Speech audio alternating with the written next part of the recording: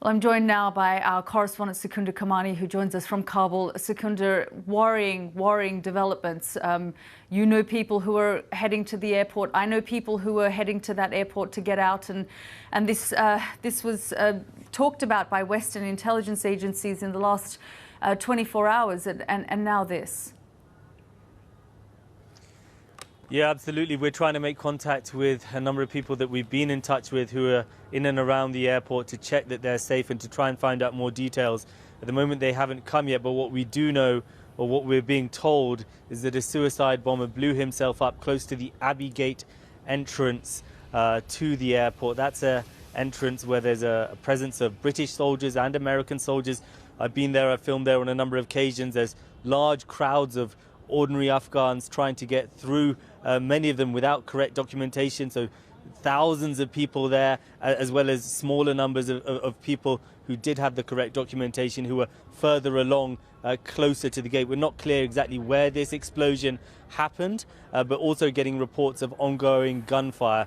This is very much a fluid situation. This is very much what everyone was afraid of happening. As you say, a number of Western security agencies had warned of the possibility of a suicide attack, saying that it was imminent, saying that it was just a number of hours away potentially. That message not really filtering through to those people in such a state of confusion, in such a state of desperation at the airport. Now we've had this blast. Yeah, and casualties remain unclear. We're still waiting for that information to come through. But Secunda, Bilal Sawari was just saying now, you know, one of the things that we need to look at is the security that was provided at the airport. Just help our viewers understand that road to the airport, the number of checkpoints, who held the security of the airport, and how this could have slipped through. I mean, frankly, there is so much chaos at that airport that you know, so much has happened there. But just help us understand the makeup of the airport.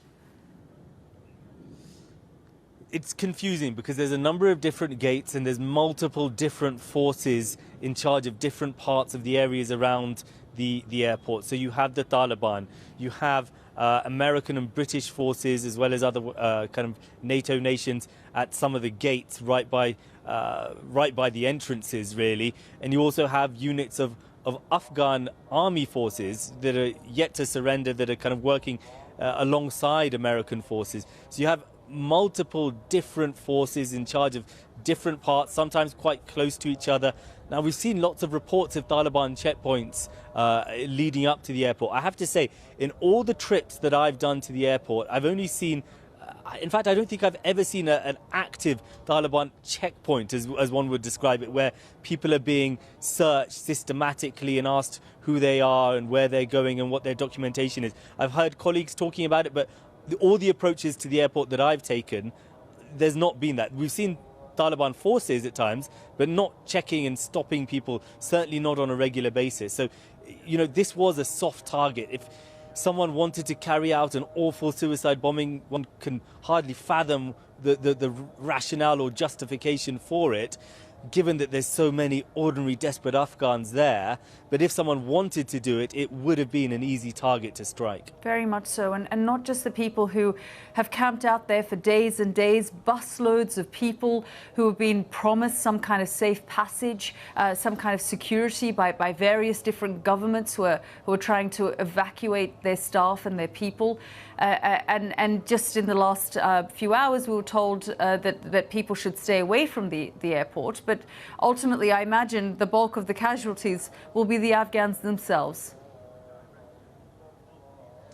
Absolutely, and tragically that seems always to be the case. Ordinary Afghans paying the price for a conflict that they have no part in and certainly have no desire to be part of.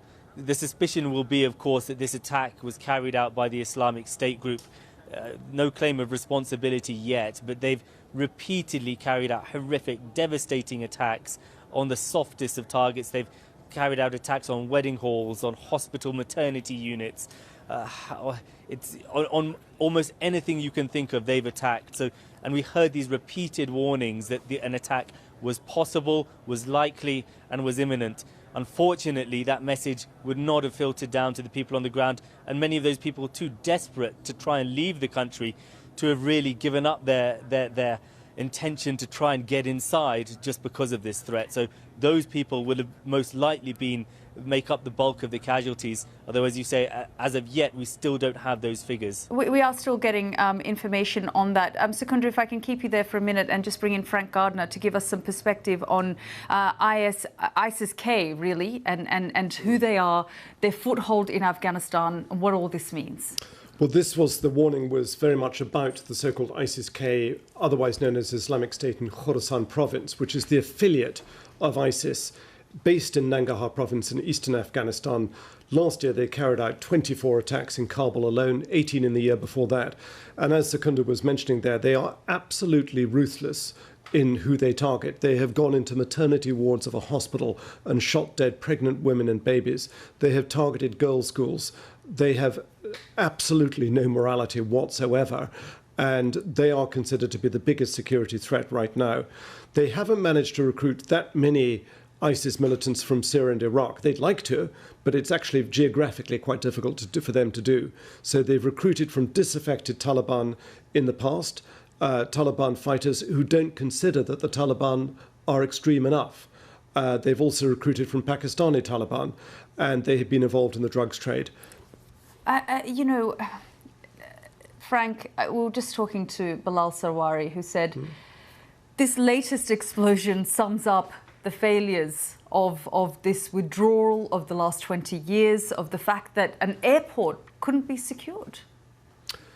Well, I think we're going to have to wait for the exact details, but you've seen the scenes of chaos there. I think you've got to separate two things. The Western military withdrawal from Afghanistan was a shambles, the way it was announced. It wasn't the fact that they withdrew. They were going to have to end their presence sooner or later. But the fact that it was done overnight practically, well, they withdrew from Bagram Airport overnight, it simply pulled the rug from underneath the fairly weak and unstable Afghan national forces, so they just simply surrendered all over the place. But the airlift has been an incredible success. To have organised such a mass evacuation of people at short notice, in terrible conditions, and working with the compliance of a force that has just been fighting a 20-year insurgency. It's extraordinary that it has gone as well as it has. And I think you've got to pay some credit to the people who are risking their lives down there on that runway, on both sides of the fence. The Taliban have been despite the reports of obstructions and beatings, they have been relatively compliant. They have allowed, as you put it yourself this morning on the broadcast we both did, the cream, the brains of Afghan society to stream out of the country. This is terrible optics for the Taliban. This does not look good for them, and yet they have up until now allowed it. Yeah, very much so. I mean, they've called on Afghans not to leave the country. And while the focus has been on Kabul airport, there are other border crossings that are flooding with people. And there must be concern, Frank, from intelligence agencies of the number of people who are just moving now. Security threats, security concerns across the region.